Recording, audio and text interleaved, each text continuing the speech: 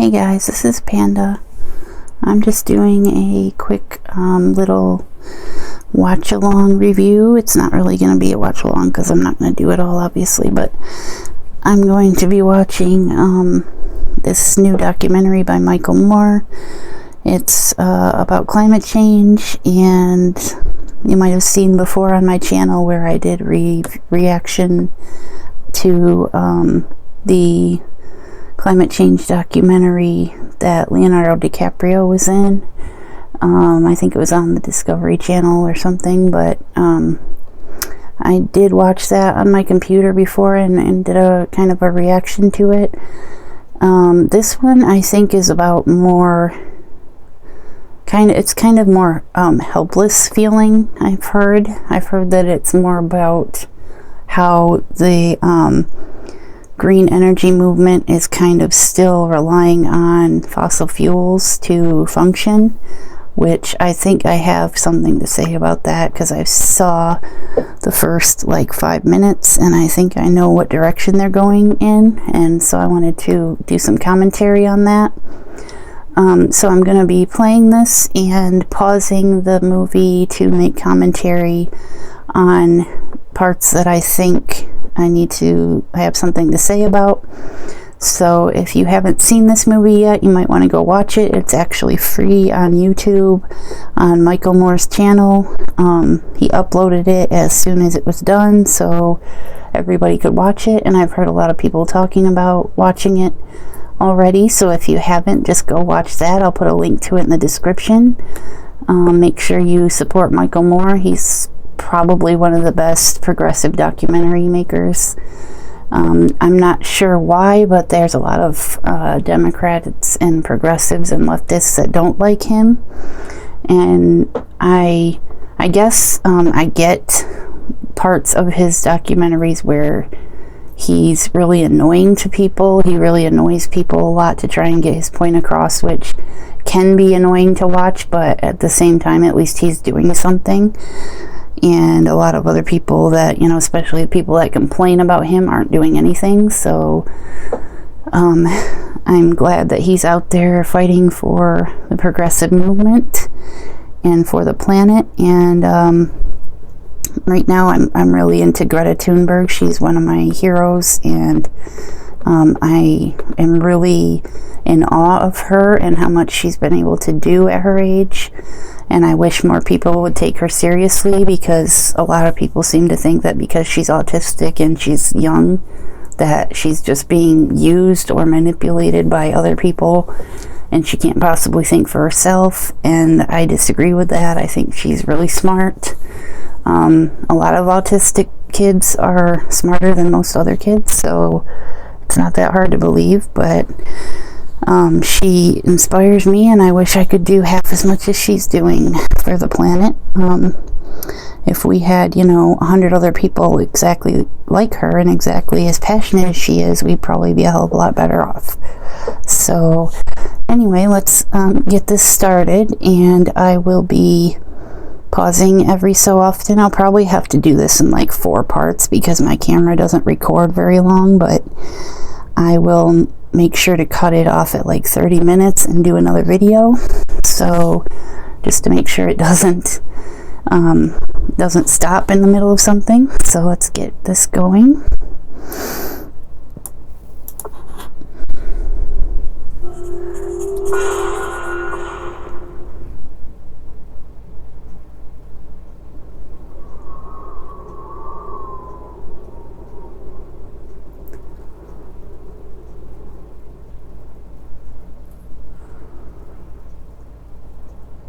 I've got a question.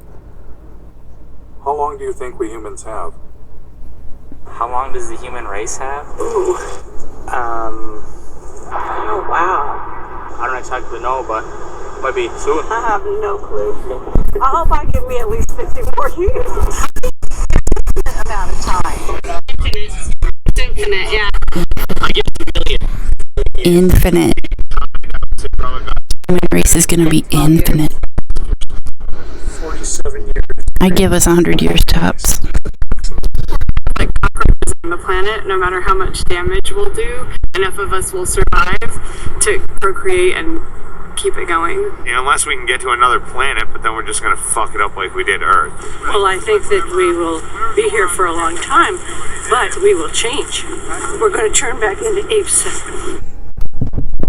Wow.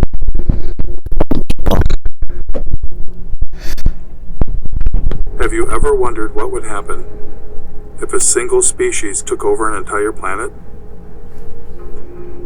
Maybe they're cute, maybe they're clever, but lack a certain, shall we say, self-restraint? What if they go too far?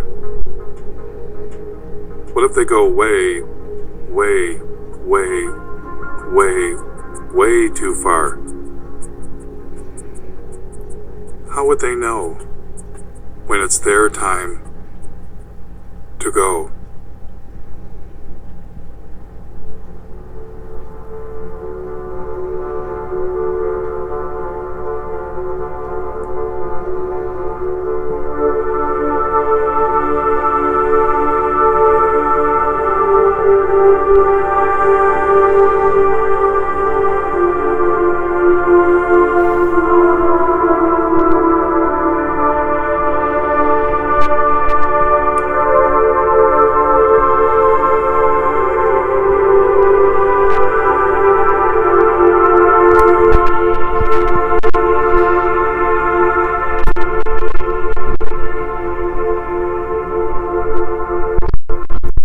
Part's pretty cool looking. Skip ahead though, because I don't want to have the entire thing in my video. 6 decades. Back then, there was It's just showing how we've had warnings about this happening since like the 50s, 40s and 50s. And if this sea would fill a good portion of the Mississippi Valley. For in weather, we're not only dealing with forces of a far greater variety than even the atomic physicist encounters, but with life itself. That was 1958. We've known about the dangers of climate change for 6 decades. Back then, there was so much air pollution that would actually block out the sun. There was so much water pollution, rivers caught on fire. We kept throwing plastic bottles into the water. We tossed our cars in there. That's just ridiculous. We also knew someday we'd run out of oil. For millions of Americans, this may be the worst weekend they've ever faced for finding gasoline to give them the automobile freedom they take as their due. I never doubted humans would find a better way, and I wanted to be part of it. A scientist sounded the alarm, and the modern environmental movement was born. Unless we do bring these chemicals under better control, we are certainly headed for disaster. Students all across the country organized the first Earth Day. At this point in time, it's very, very fashionable to talk about the environment, but as every day proceeds, we find very, very little concrete being. I just don't get why You might say I was people didn't think ahead of what would happen to the planet, or even just consider energy options that did not destroy the planet first. I became a tree hugger Yes, and moved to the wilds of northern Michigan. having foresight of this is Nature. I wired my makes it easy to say that, but I still they didn't figure out we're going to eventually dig out everything that's there and they're going to run out, or for the Mother Earth News. how much can we possibly fill the planet with? How much crap can we fill the planet with every year before we I traveled ourselves? invasive species. Ecosystem collapse and species threatened with extinction. I covered protests against destroying mountains and was once even confronted by people. I wasn't aware that oil companies have their own police. We have to send it to the FBI and the U.S. Attorney's or that, recording a public highway or a place on a public highway was illegal. Decided to begin following the green energy movement. Just big time in green energy would go better.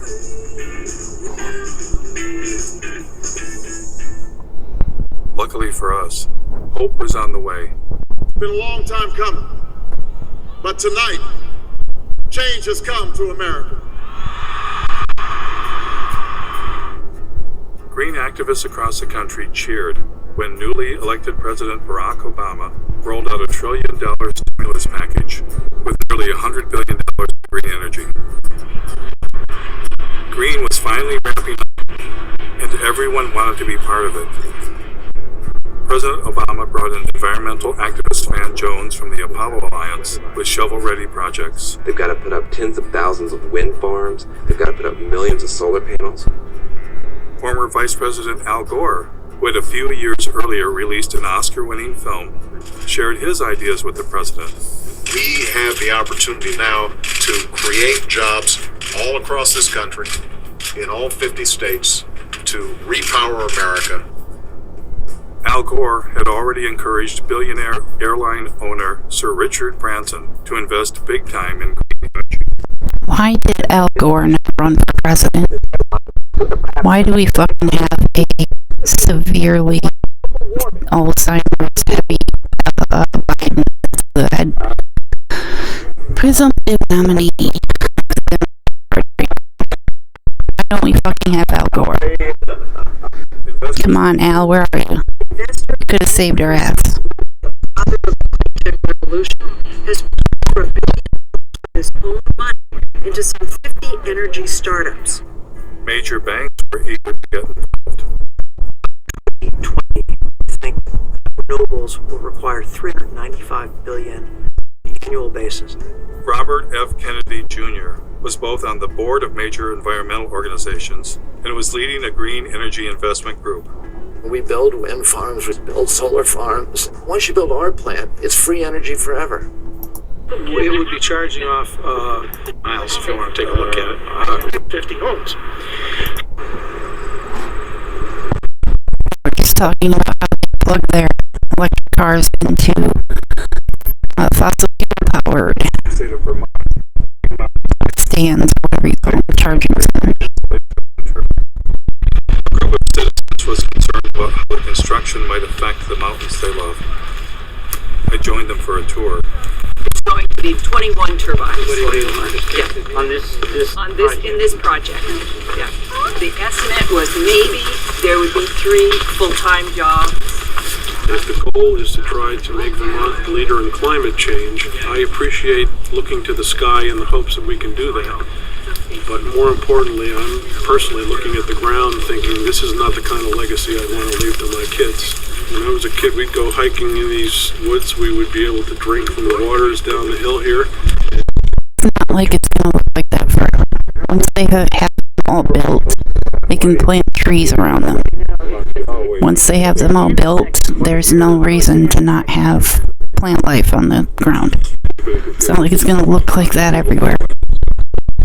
And we've even had people say, if you can do mountaintop removal in Kentucky and West Virginia for coal, then it's about time that the rest of the country shared in the mountaintop removal too.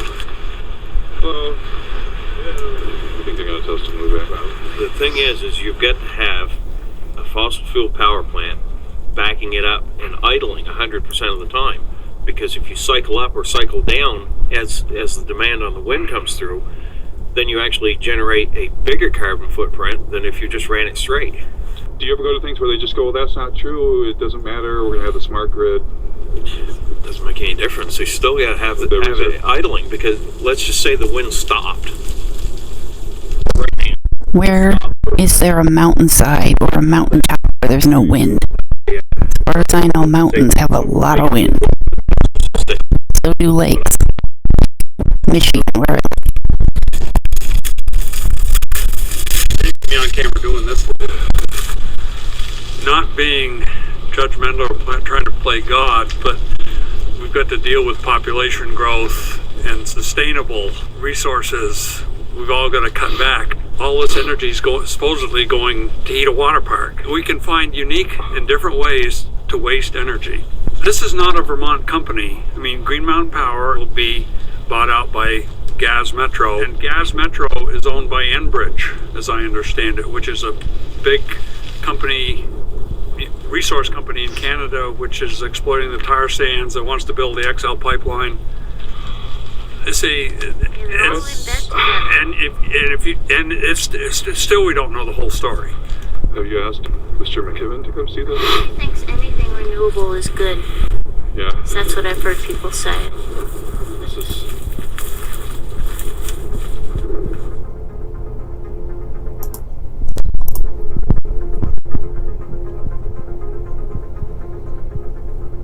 I'm in a strange position. I'm against our addiction to fossil fuels, and have long been a fan of green energy. But everywhere I encountered green energy, it wasn't what it seemed. This is like a perpetual energy battery. And where do you get the hydrogen from? The hydrogen, that's it. Okay, so in my opinion, I get what he's saying where we can't have right now at the moment, because we're trying to phase into clean energy and renewable energy.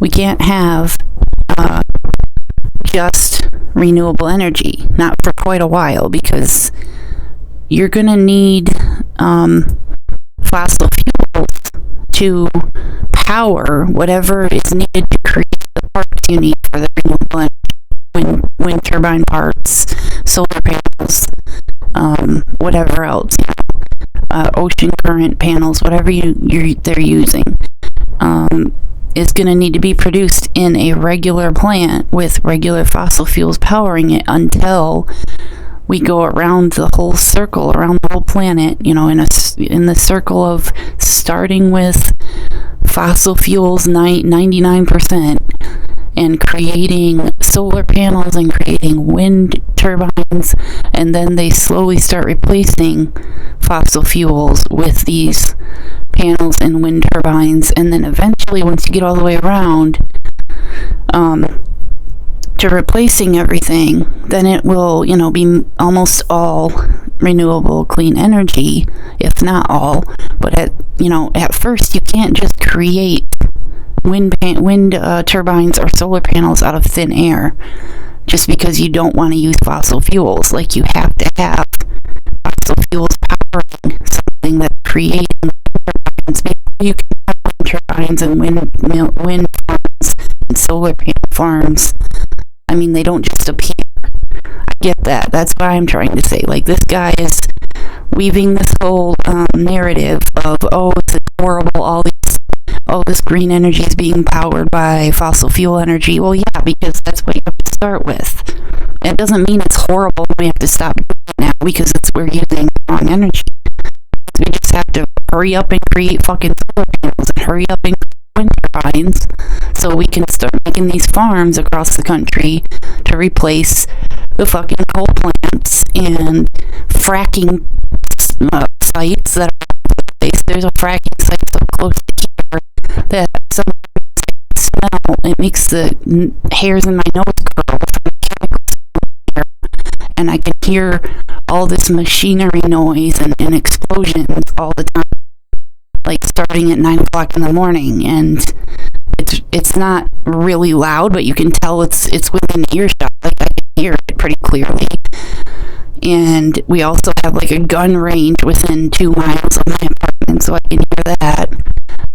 It's basically all on the other side of a giant field in my backyard, but like, I know firsthand that I would rather have wind turbines that barely make any noise in the apartments than I would have these fracking things that are like making explosion noises and all this machinery, giant machines that are pumping all this crap into the ground just to get whatever's in the ground out. It's like, how long do you think this is going to work? How long do you think we're going to have the ability to just pump all this shit into the ground in every square mile of this country, and then have everything that was in the ground out, and have all these chemicals and disgusting, nasty mixture that they used just dumped into our lakes and rivers and whatever. How long is that going to work? Like, why would you destroy the drinking water, the land that we grow our food in, the air that we breathe, just so we can have jobs? Like, that makes no sense. Why would you want to have a job over breathing air? Why would you want to have a job over being able to get water that's not full of plastic particles and chemicals and shit? Like, I don't understand priorities, I guess. I don't understand people's priorities. But let's continue. I'm going to try and skip to the next part because I don't want to have too much of this in here, so hold on. Richard Jorg of the University of Oregon published a study in the journal Nature in which he posed the question, do non-fossil energy sources actually replace fossil fuels? Well, we implicitly assume often the substitute pushes out the thing you want to substitute for. What you find is nations that add non-fossil energy sources do not seem to see a particular suppression of fossil fuels. That's pretty mind-blowing. We've got billions of dollars being spent, and green energy is not even replacing fossil fuels. I don't even know that that's a question, yes. That gets to a certain point. Okay, we're in ecological hot water, but there are technological fixes. And if we're just creative enough, if we're just ingenious enough, and if we just work hard enough, we will triumph. Seeking technological fixes one after another is simply going to lead us to another level of catastrophe sooner rather than later. We want to believe that these things are going to be available for us. So if we get a little worried and somebody comes up with a new thingy and promises that, this will do it for us, we want to believe. Okay, so if one country, like I know there's a few countries like the Netherlands and other not quite as advanced countries as ours that have mostly renewable clean energy right now, but the problem is if there are countries that rely on the profits, I guess, or the GDP that they make for exporting things like oil or whatever, as long as their economy is reliant on so much on exporting of fossil fuels, they're not going to be able to stop creating or producing or extracting from the planet fossil fuels until other countries that are buying their fossil fuels are no longer in need of it, which we're really not in need of oil and stuff anymore. If we really wanted to, all the modern countries in the world could easily transition pretty much all at the same time if we did it smart and made sure everybody had the funds or whatever to do it. Because as long as a couple of big countries are still buying other countries' fossil fuels, and that's what those other countries rely on for their income or whatever for that country, then we're still going to be screwed. So we need to make sure that all the countries that are buying the fossil fuels are also no longer buying them and no longer need them. I mean, we could say that once countries stop importing fossil fuels, then that country that's exporting them won't have any business in exporting them anymore, but then that would screw that country. So really, if you want to do it the right way, it would have to be done like all at the same time. Everybody would have to start building, renewable clean energy extraction or whatever. Not even extraction, it's more like just you build something and it's produced. You don't have to extract things. It just happens naturally because of the sun or the movement of the wind, or the ocean currents. I think, is there any other way? I think there's solar panels, wind farms, wind turbines, ocean turbines, and I'm not sure what the other one is. I think there's another one, but there's so many different ways to create clean, renewable, free energy, that there's always going to be a way. I mean, humans are pretty creative when it comes to finding ways to do things, but I'm pretty sure, you know, the reason you wouldn't be able to import or export clean, renewable energy is because it's not a physical product. I mean, there's probably a way to at some point, not right now, there will be a way to transfer energy in that form to other countries, but right now, you have to use the wind turbine itself to generate energy into a battery that would hold the energy until it's used or released into whatever grid that's using it. So, let's say, oh, what if the wind stops all of a sudden? Well, that's why we have batteries. You charge your cell phone lasts all day until you plug it in again. So even if you didn't have a plug, you would still have a cell phone that works. So even at night, the solar panels that were charged all day are going to hold the charge, so you can have lights on. It's going to be the second the sun goes down dark and you can't turn the light on. Some people seem to think that way. It's a battery. It's like several batteries that are released into the grid, you know, so that, I mean, I know somebody on YouTube who's done solar panels on several houses, like an entire neighborhood, for several years now, and they build up enough charge to power their home multiple times over, you know, per week or per month or whatever, and they don't have any problem with, you know, running their power when it's not windy or when it's dark. So I kind of get annoyed when people say, what about when it stops being windy or when it stops being sunny or whatever? It's like, just use your brain a little bit, you know? You don't have to have your phone plugged in all the time to use it. You don't have to have your electric car plugged in all the time to use it, you know? It's like, it's just really annoying when people don't think a little bit before they say something. But I'm hoping this documentary will eventually flesh out this problem, because it's kind of annoying that they're just like, oh, look, this hope that we had about renewable energy, and now it's being shot down because we all still use fossil fuels for powering the renewable energy. It's like, hopefully they'll figure this out, because it's kind of annoying me right now. But I'm going to stop this part and go to part 2, because I'm half an hour already. So I'll just, let's see, going a little slow. I'm going to skip ahead a little bit so I don't have this be 5 part video. But yeah, I'm going to stop it real quick and go to part 2, so just keep an eye out for that. That'll be the next video I upload, and